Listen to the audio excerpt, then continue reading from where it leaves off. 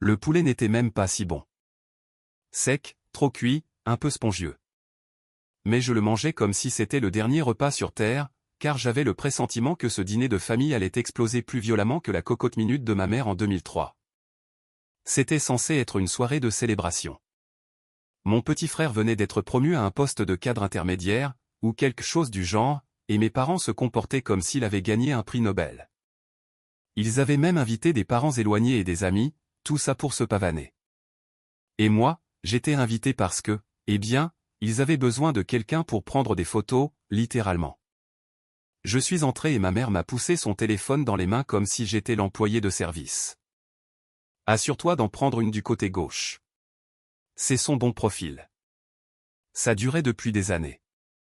J'étais assis à table, mâchant tranquillement du poulet sec, quand quelqu'un a mentionné mon travail, ce qui se passe généralement aussi bien que d'allumer une cigarette dans un entrepôt de feux d'artifice.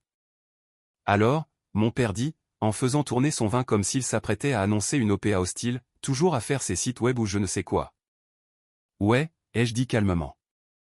On est en bonne voie pour atteindre les 15 millions de dollars cette année. J'aurais pu dire que je guérissais le cancer qu'il aurait quand même fait la même tête, cette expression perplexe et ridée. Ma mère a enchaîné avec son sarcasme habituel. Eh bien, certains d'entre nous préfèrent de vrais emplois. Tu sais, ceux qui viennent avec une assurance maladie et qui n'impliquent pas d'arnaquer des inconnus en ligne. J'ai ri parce que, honnêtement, que faire d'autre quand votre propre mère vous traite de clochard du numérique? Mais mon père n'avait pas fini. Il a posé sa fourchette, de manière très théâtrale, et m'a dévisagé comme si je venais de pisser dans son vin.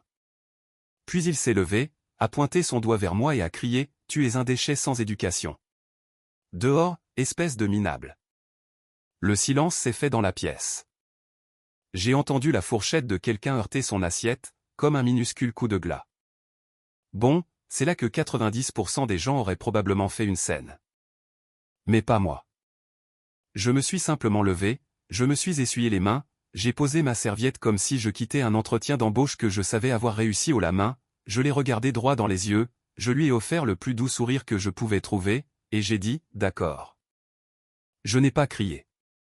Je n'ai pas jeté mon verre. Je n'ai même pas levé les yeux au ciel. Je suis juste parti. Parce que ce qu'il ne savait pas, ce qu'il n'avait jamais pris la peine de demander, c'est que je venais de signer un contrat d'une valeur de 7,5 millions de dollars. Et cette maison sur la plage en Floride que j'ai achetée l'année dernière? Ouais. Entièrement payée. Vue sur l'eau. Hamac inclus. 3 semaines plus tard, devinez qui a commencé à appeler? Eh oui. Numéro masqué essayant de m'appeler sur FaceTime à 2 heures du matin. De vieux messages Facebook de cousins à qui je n'avais pas parlé depuis l'époque de MySpace. Un message vocal de ma mère. On peut parler comme des adultes? Ton père ne le pensait pas. Bien sûr. Parce que quand il a crié « Dehors, espèce de minable », ce qu'il voulait vraiment dire c'était « S'il te plaît, paie encore nos impôts fonciers cette année ». C'est ça, non? Avez-vous déjà grandi dans une maison où chaque compliment ressemble à un revers de main, et où chaque silence est plus fort qu'une gifle? C'était ma vie. J'étais l'enfant imprévu, né 7 ans après mon frère, le fils prodige, et avec 15 points de QI en dessous des attentes collectives de mes parents. Du moins, c'est comme ça qu'ils me traitaient. Pendant que mon frère collectionnait les diplômes encadrés et les publications vantardes sur Facebook, moi, j'avais droit à des post-it passifs agressifs sur le frigo. Du genre, peut-être que si tu passais moins de temps sur cet ordinateur portable et plus de temps sur ton avenir, tu ne travaillerais pas à temps partiel. Mon premier travail a été de remplir des étagères dans un magasin à $1. Mon père a littéralement ri quand je lui ai dit que j'avais été embauché. Il a ri. Eh bien, a-t-il dit, en sirotant son café, je ne savais pas qu'ils embauchaient des techniciens au rayon 5. Il se trouvait hilarant. Je n'étais pas stupide. Je ne correspondais juste pas à leur moule. Je ne voulais pas aller à l'université. Et au moment où je l'ai dit à voix haute, ma mère a porté la main à son collier de perles comme si je lui avais annoncé que j'avais rejoint un gang de motards et que je m'étais mis à l'incendie volontaire. Tu ne veux pas aller à l'université? A-t-elle haleté. Mais qu'est-ce que tu vas faire alors? Devenir un de ces gens de YouTube qui vendent des chaussettes en ligne. Des chaussettes? Non. Des logiciels? Peut-être. Mais ils n'ont pas demandé. Ils ont juste continué à me tendre des brochures comme si j'étais un distributeur automatique cassé qu'ils pouvaient réparer avec assez de papier des grandes écoles. Finalement, j'ai cédé. J'ai postulé à 2 universités, j'ai été accepté dans les 2, j'ai choisi la moins chère, et j'ai tenu 2 semestres. J'ai abandonné discrètement. Je ne leur ai même pas dit au début. J'ai juste fait mes valises, j'ai emménagé dans un minuscule studio qui sentait le tapis mouillé et le regret, et j'ai commencé à travailler en freelance en ligne. J'étais fauché, du genre à faire bouillir du riz dans une cafetière. Mais j'étais enfin libre. Chaque dollar que je gagnais en codant était comme un acte de rébellion. Je ne construisais pas seulement des sites web. Je construisais une issue de secours. Pendant ce temps, à la maison, ils continuaient de me traiter de paresseux. Ma mère a un jour dit à un ami de la famille lors d'un barbecue, « Il fait un truc sur Internet. C'est temporaire. » C'était 3 ans après avoir lancé ma propre agence numérique, avec 6 clients et 2 assistants à temps partiel. Mais voici la partie qui fait toujours le plus mal. Ce n'étaient pas les insultes, c'était le silence. Ils ne m'ont jamais demandé comment j'allais, pas une seule fois. Jamais posé de questions sur mon entreprise. Jamais voulu savoir ce que je construisais. Le seul moment où ils s'y intéressaient, c'était quand quelqu'un d'autre me mentionnait. Comme quand un de leurs amis a vu la publicité de mon entreprise sur YouTube et a envoyé un texto, « Ce n'est pas le truc de votre fils ?» La réponse de ma mère, « Si, mais je ne comprends pas vraiment ce qu'il fait. C'est que des bêtises de technologie. » Elle a dit ça à voix haute à quelqu'un d'autre. Mais j'ai continué. J'ai construit des sites web, géré des publicités, aidé des petites entreprises à se développer, puis des moyennes, puis des grandes entreprises. Je dormais 5 heures par nuit et je répondais aux emails comme si mon loyer en dépendait, parce que c'était le cas. Et lentement, ma liste de clients s'est allongée. J'ai quitté mon triste petit appartement, j'ai loué un vrai bureau, j'ai embauché une équipe, j'ai lancé une formation, j'ai atteint les 6 chiffres, puis les 7. Et le plus drôle, c'est que plus je réussissais, moins ils le respectaient. Parce que je n'avais pas de diplôme, parce que je ne portais pas de costume, parce que je ne pointais pas. Et parce qu'au fond, je pense qu'ils savaient que je faisais quelque chose qu'ils ne pouvaient pas contrôler. Et ils détestaient ça. La goutte d'eau qui a fait déborder le vase n'était pas une dispute. C'était un dîner de famille en groupe quand quelqu'un m'a demandé comment allait mon entreprise. J'ai commencé à répondre. Mon père m'a coupé. Il joue toujours avec son ordinateur portable. Ne l'encouragez pas. Tout le monde a ri. Et j'ai ri aussi. Mais dans ma tête, j'ai commencé à faire mes valises émotionnelles, parce que je savais que peu importe ce que je construirais, pour eux, je serais toujours un déchet sans éducation. Alors laissons-les penser ça. Mais qu'ils ne me demandent pas d'aide quand la maison aura besoin d'un nouveau toit. Ça a commencé doucement. La voiture de mon père est tombée en panne. La transmission a lâché, ou quelque chose du genre. Je ne sais pas. Je déconnecte quand il parle de tout ce qui implique de l'huile. Je l'ai entendu grommeler au téléphone un soir, alors que j'étais en visite. 2800 $? Autant acheter une nouvelle voiture. Ridicule. Je n'ai rien dit. Mais le lendemain, j'ai appelé le garage, j'ai payé la facture anonymement, et j'ai fait en sorte qu'on la lui rende. Il n'a jamais posé de questions. Il a juste dit, on dirait que le garage a fait une erreur. C'était déjà payé quand je suis arrivé. J'ai souri. Waouh, quelle chance. C'est à ce moment-là que j'ai réalisé quelque chose. Ils aimaient ce que je pouvais faire, mais ils détestaient que ce soit moi qui le fasse. Après ça, je suis devenu le concierge financier non officiel et non crédité de la famille. Les factures médicales, je m'en occupais. Les lettres surprises des impôts? J'ai trouvé un expert comptable qui a tout réglé. Mon frère avait besoin de 15 000 $ pour se sortir d'un investissement immobilier raté. Je lui ai viré l'argent. Sans poser de questions. Et pour les anniversaires, oh là là, j'ai joué les Oprah. Toi, tu as un MacBook, et toi, tu as un nouveau frigo, et voilà un week-end pour 2 dans un spa viticole, maman, même si tu m'as un jour traité de parasite devant tante Jackie. Je me disais que je le faisais par amour, et peut-être un tout petit peu par dépit, parce que rien n'était plus satisfaisant que d'être traité de raté tout en payant l'addition du dîner sans dire un mot. Le summum de ma folie généreuse est arrivé le jour où j'ai découvert que mes parents essayaient discrètement de rejoindre le country club local. Le mot-clé étant « essayait ». J'ai entendu ma mère murmurer que les frais étaient un peu élevés, tout en remuant son café instantané avec une cuillère en or dont elle n'avait absolument pas besoin. Alors, qu'est-ce que j'ai fait? J'ai appelé le club, j'ai payé leur adhésion, j'ai mis en place le renouvellement automatique annuel, et j'ai dit à la réceptionniste de garder l'anonymat. Dites simplement que c'est de la part d'un ami qui croit en leur swing. La semaine suivante, ma mère a posté un selfie sur Facebook devant le terrain de golf avec la légende « Le travail acharné paie ». Tellement excité de commencer ce nouveau chapitre. Emoji vernis à ongles, drapeau dans le trou béni. Je n'étais même pas identifié. C'était comme regarder quelqu'un poster une note de remerciement à Dieu pour les courses que vous lui aviez livrées à sa porte. Chaque fois qu'ils avaient une crise, je la réglais. Chaque fois qu'ils faisaient une remarque désobligeante, je l'avalais. Chaque fois qu'ils dénigraient mon travail, je souriais à pleines dents. C'est devenu un jeu toxique auquel je ne réalisais même pas que je jouais. De combien de manières puis-je prouver que je mérite d'être aimé avant qu'ils ne le disent enfin? Spoiler, ils ne l'ont jamais dit. Plus je donnais, plus je disparaissais. La conversation de groupe de la famille ne s'illuminait que lorsque quelqu'un avait besoin de quelque chose. Ma mère me présentait toujours aux gens comme « notre fils qui travaille avec les ordinateurs ». On ne sait pas vraiment ce qu'il fait. À un moment donné, quelqu'un lui a demandé si j'étais un hacker. Sa réponse, pas officiellement, mais qui sait? C'est tout louche. Je venais de faire un don de 10 000 $ à son église. On pourrait penser que j'aurais pris du recul, que j'aurais arrêté de donner, mais non, parce que je pensais que peut-être le prochain grand geste ferait l'affaire. Peut-être que cette fois, il me regarderait comme si j'avais de l'importance. Alors, quand les problèmes cardiaques de mon père l'ont envoyé aux urgences et que l'assurance n'a pas couvert la totalité de la facture, je n'ai pas hésité. 42 000 $, payés sur le champ.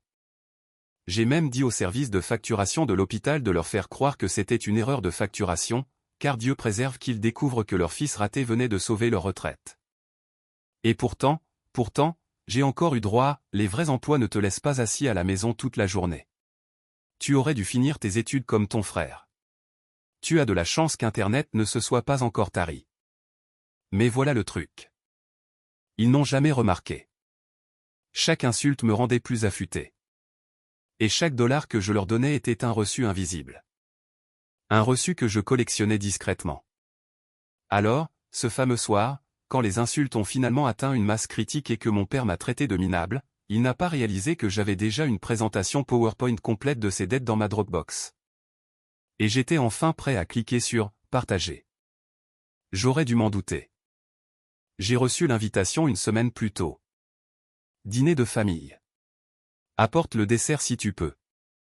Ce qui, dans notre foyer, se traduisait par « On te veut ici pour exhiber le fils que nous aimons vraiment ». Mais, apporte un gâteau aussi, serviteur. C'était censé être une célébration pour la promotion de mon frère, qui, d'après ce que j'ai compris, signifiait simplement que sa signature de mail était maintenant en gras. Je n'allais même pas y aller. Mais quelque chose en moi, probablement la partie de mon âme qui n'avait toujours pas appris sa leçon, a dit, peut-être que cette fois, ce sera différent. Spoiler, ça l'a été. Mais pas de la manière qu'ils espéraient. Le dîner a commencé par une fausse gentillesse. Vous savez, le genre. Trop de sourires. Des blagues qui tombent à plat. Ma mère planant comme un coach de concours de beauté au-dessus d'un enfant qui ne sait pas marcher en talons. Tout se passait bien jusqu'à ce que mon père se sente un peu trop à l'aise après son deuxième verre de vin. Il s'est penché en arrière, m'a regardé et a dit, « Alors, qu'est-ce que tu fais de tes journées au juste?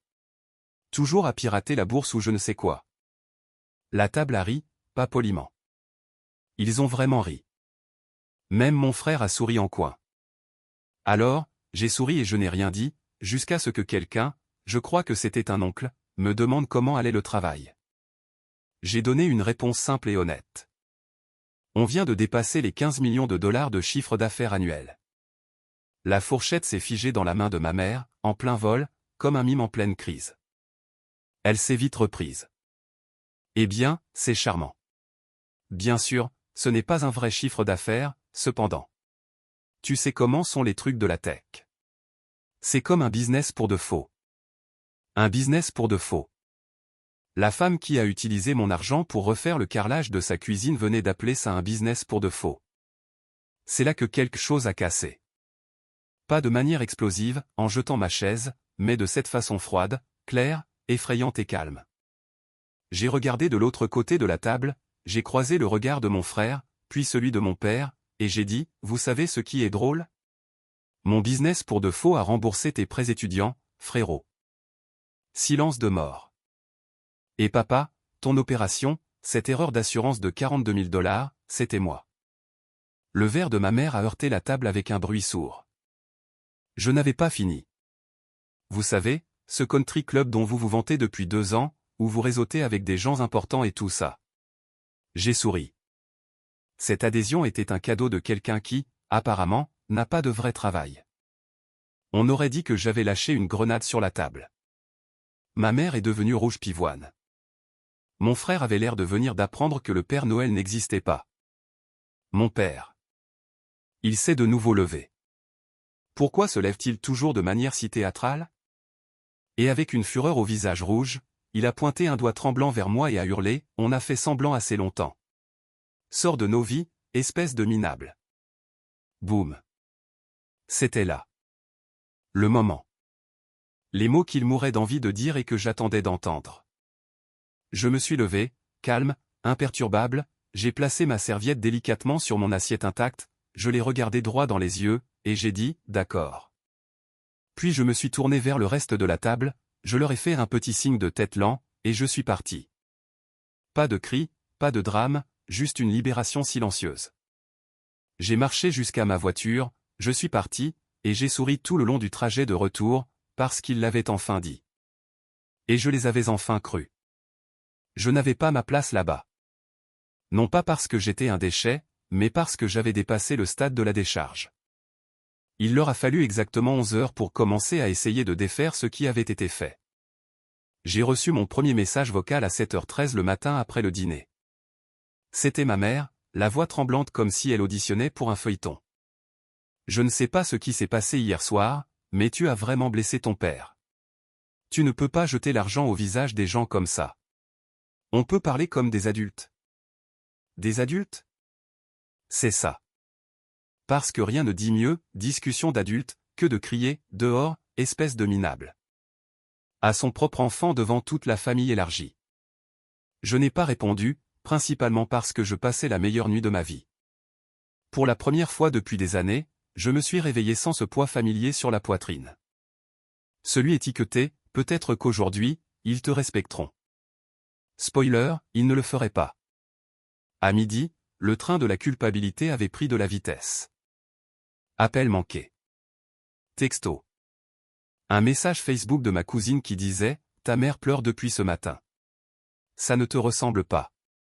Tu vaux mieux que ça. » Mieux que quoi? Mieux que de fixer des limites? Mieux que de refuser de financer des gens qui me traitent comme une déception ambulante en sweat à capuche? Mon préféré venait de mon frère. Il a envoyé une note vocale, parce que bien sûr qu'il l'a fait. On aurait dit qu'il essayait de paraître décontracté, mais il ne pouvait pas tout à fait cacher la panique.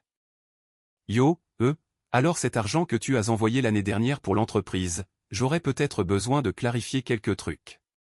On peut discuter, mon pote? La seule chose qui allait être clarifiée, c'est que je n'étais plus ton investisseur providentiel et ton psy. Je ne leur manquais pas. C'est mon argent qui leur manquait.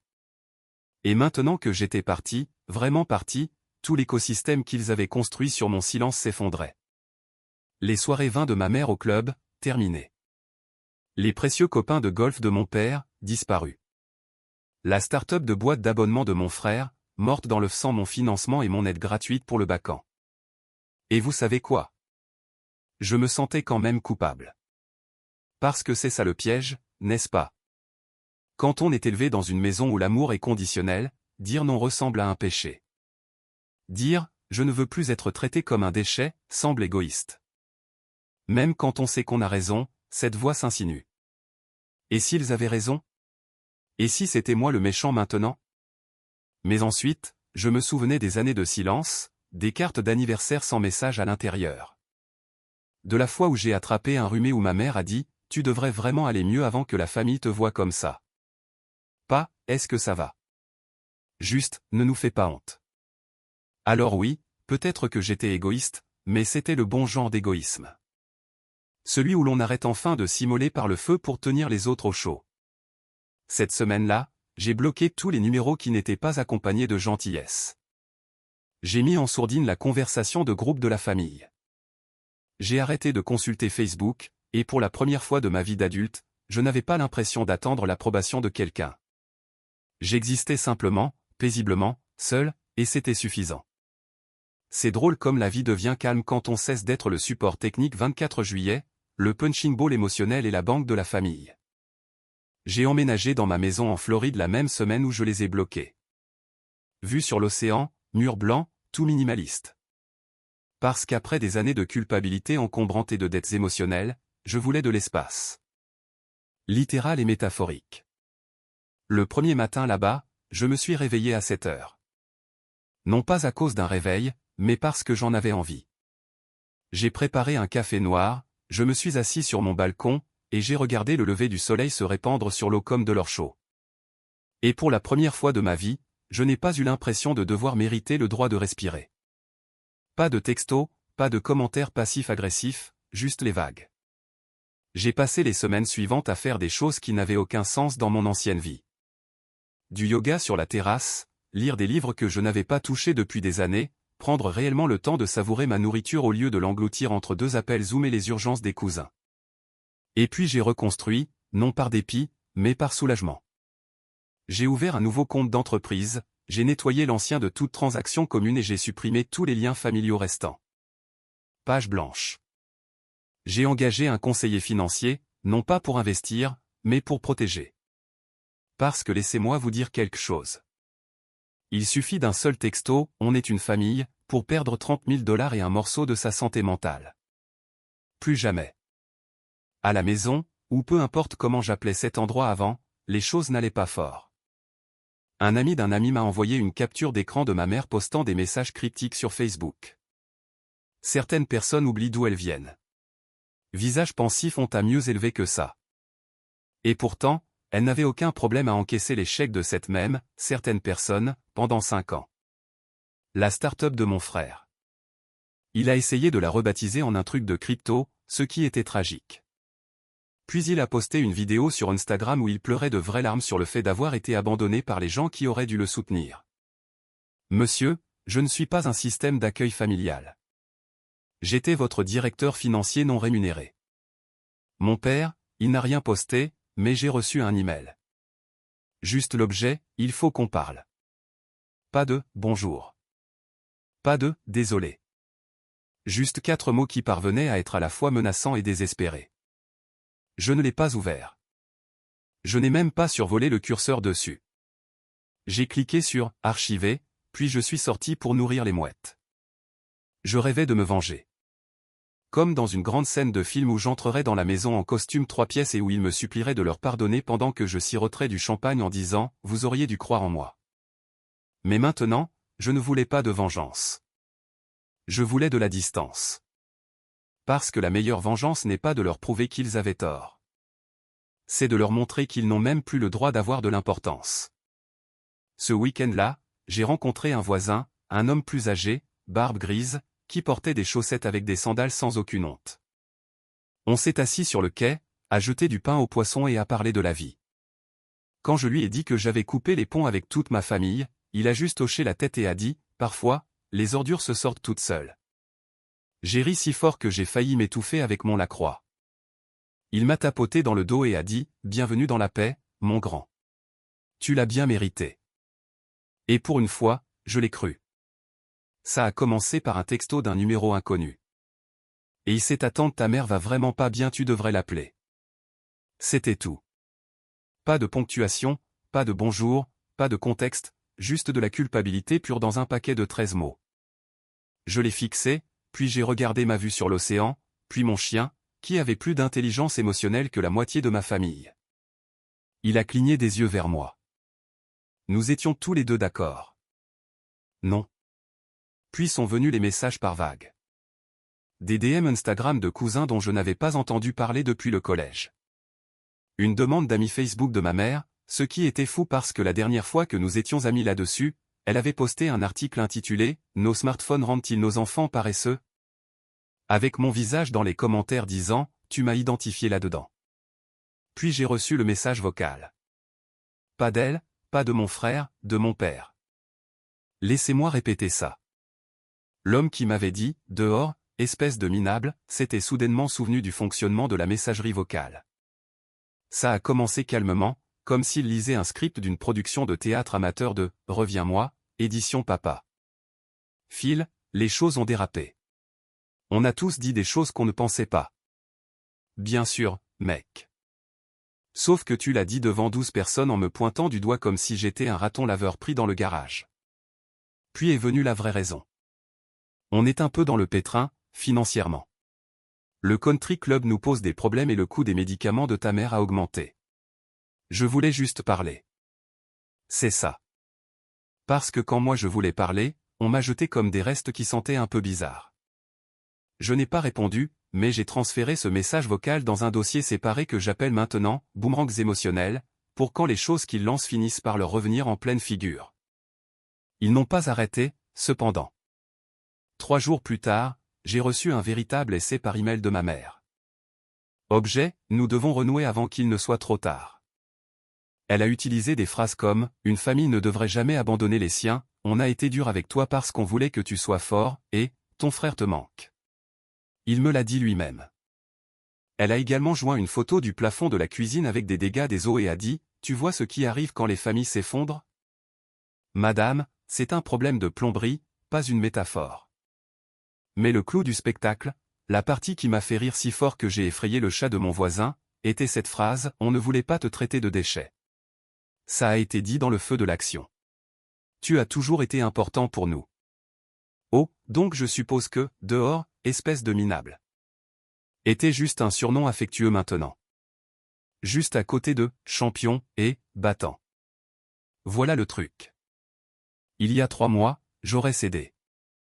Je serais retourné avec des fleurs et un chèque, prêt à accepter une autre demi-excuse et à m'asseoir à la table pliante de l'amour conditionnel.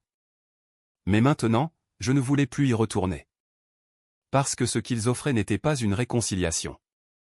C'était une rechute, un retour au rôle que je jouais avant. Silencieux, généreux, désespéré d'être inclus. Et j'avais dépassé ce rôle. Je n'auditionnais plus. Alors, j'ai envoyé un dernier message, court, clair et dévastateur de calme. Je suis content que vous ayez enfin pris contact, mais je ne suis plus intéressé à faire partie de cette dynamique familiale. J'espère que les choses s'arrangeront pour vous. Merci de ne plus me contacter. Et puis je les ai bloqués, tous. J'ai fait un smoothie après ça. J'ai promené le chien. J'ai regardé le coucher de soleil avec une playlist qui n'a pas sauté une seule fois. Et pour la première fois depuis le début de ce bazar, j'ai réalisé quelque chose. Ils n'essayaient pas de revenir dans ma vie. Ils essayaient de me ramener dans la leur. Mais j'avais déjà quitté cette maison. Et j'ai dégondé la porte d'entrée en partant. Ça fait 4 mois. 4 mois depuis le dîner, depuis le message vocal, depuis la dernière tentative de culpabilisation pour me ramener à une version de moi-même qui n'existait que pour les mettre à l'aise. La Floride m'a fait du bien. Je me réveille quand je veux. Je prends mon petit déjeuner lentement. Je ne sursaute pas quand mon téléphone vibre, parce que ce n'est plus suivi de « Est-ce que tu peux juste ?» J'ai un vrai cercle maintenant. Des gens qui se fichent de ma moyenne générale ou du nombre de lettres derrière mon nom.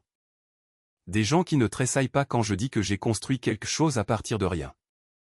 Ils hochent la tête respectueusement, comme si j'étais une personne, pas une blague. Mais le test final, il est arrivé la semaine dernière.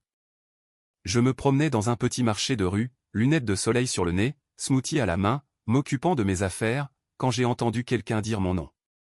Pas un étranger, pas un touriste. Mon frère. Il était à un stand, essayant de vendre quelque chose. Des huiles essentielles, je crois, ou un baume à barbe. Je ne sais pas. Ça avait l'air collant. Ses yeux se sont illuminés comme ceux d'un enfant qui aperçoit un camion de glace. Hey, a-t-il appelé. J'espérais te croiser. Espérait. Nous ne nous étions pas parlé depuis 4 mois. La dernière fois que j'ai entendu sa voix, elle était attachée à un message sur la clarification de certains trucs financiers. Je me suis arrêté, je me suis retourné, j'ai enlevé mes lunettes de soleil juste assez pour le regarder dans les yeux. Il s'est approché comme si nous étions des copains de fac qui se retrouvaient, pas de type avec un dossier de traumatisme partagé appelé « Les attentes de papa et maman ». « Tu as l'air en forme », a-t-il dit. « Sérieusement, la Floride te va bien. » « Merci. » Petite pause. Puis est venue la transition. Celle que je pouvais voir venir avant même qu'il n'ouvre la bouche. Je sais que les choses sont devenues bizarres. Les émotions étaient à vif, mais on est une famille, non? Je n'ai pas répondu. Il a continué, papa et maman, ils parlent beaucoup de toi. Tu sais, tu leur manques. Ils avaient juste peur. Des gens fiers, têtus, tu sais comment c'est. J'ai siroté mon smoothie. Puis il a dit, bref, je me disais qu'on pourrait peut-être se voir un de ces jours. J'ai cette nouvelle idée. C'est comme une application qui rencontre une boîte d'abonnement qui rencontre une marque lifestyle. La voilà. La demande. Toujours la demande. J'ai souri poliment, puis j'ai dit, je te souhaite le meilleur. Mais j'ai déjà investi dans autre chose. La paix. Il a cligné des yeux, puis a ri maladroitement. C'est juste. C'est. Ouais, c'est cool, mec. Je lui ai fait un signe de tête, je me suis retourné et j'ai continué à marcher. Pas de colère, pas de regret, pas de douleur, juste un sentiment calme et tranquille de « c'est fini ». Ce soir-là, je me suis assis sur mon balcon, l'ordinateur portable fermé, la boîte de réception vide. La lune se reflétait sur l'eau comme si elle était fière de moi. Et j'ai réalisé qu'ils ne s'excuseraient peut-être jamais. Ils n'admettraient peut-être jamais qu'ils avaient eu tort. Mais je n'en avais pas besoin. Parce que tourner la page ne vient pas toujours avec des mots. Parfois, ça vient dans un silence qui semble enfin sûr, dans une distance qui semble enfin méritée. En vivant bien. Pas pour prouver quoi que ce soit, mais juste parce qu'on peut enfin le faire. Ils m'ont traité de déchet. Je leur ai donné un trésor. Ils m'ont mis dehors. J'ai bâti un empire. Et quand ils ont essayé de revenir, je n'ai rien dit. Parce que cette version de moi, celle qui était désespérée d'obtenir leur approbation, elle n'habite plus ici. Seule la paix y réside.